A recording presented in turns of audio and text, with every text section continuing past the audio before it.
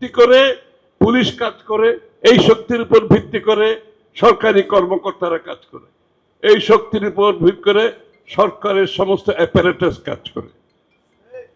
আমাদেরকে এখন অন্য শিখাচ্ছে যে এদের আগে যাদের শক্তির মাধ্যমে একটি সরকার পরিচালিত হয়, সেই শক্তি যদি না থাকে আপনি সামনের দিকে এগোতে পারবেন।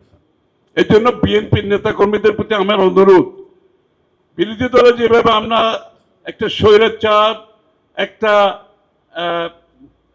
ফ্যাসিস্টকে বিতাড়িত করে আমাদের সেই নাগরিক অধিকার, আমাদের আমাদের নাগরিক মালিকানা ফিরিয়ে জন্য যুদ্ধ করেছি, আবার যদি বিএনপি সরকারে যায়, আমরা যদি মনে করি ও বিএনপি সরকারে গেছে, মন্ত্রী হয়েছে, এমপি হয়েছে, ওরা দেশ চালাবে, না না, এই কনসেপ্ট থেকে বেরিয়ে আসতে হবে।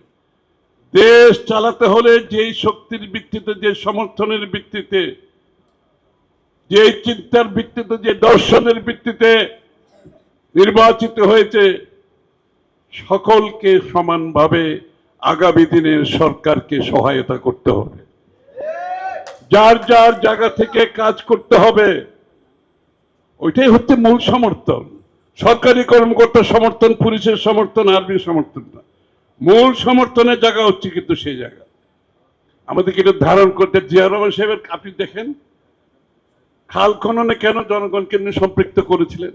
উনি তো সরকারিভাবে টাকা দিয়ে প্রজেক্ট করে খালটা খনন করতে পারতেন না?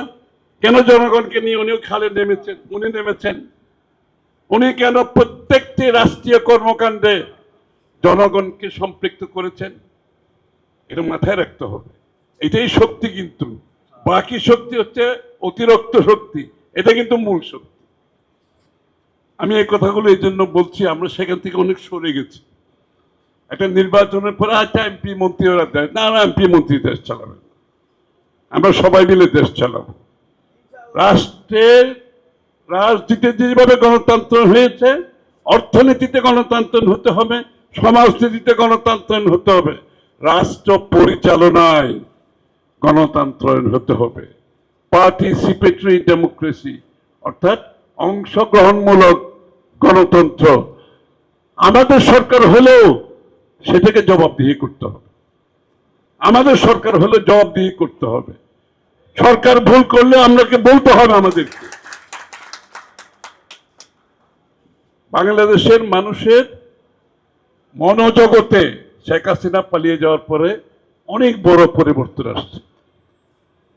এইটা যে রাজনীতিবিদ,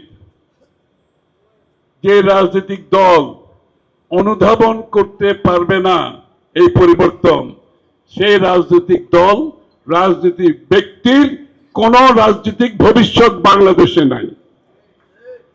এটা মাথায় রাখতে হবে।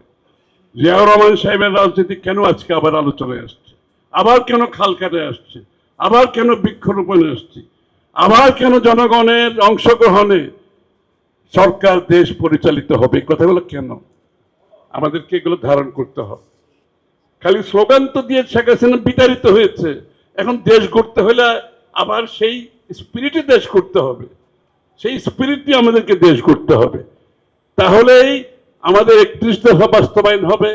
বিএনপির যে কর্মসূচি আগামী দিনে দেশ পরিচালনায়, এই দেশকে একটা বড়ভাবে পরিবর্তনের মাধ্যমে নতুন বাংলাদেশ গঠনের যে তারেক রহমান সাহেবের চিন্তা, তাইলে সকলের অংশগ্রহণ দরকার, সবাইকে অংশগ্রহণ করতে হবে।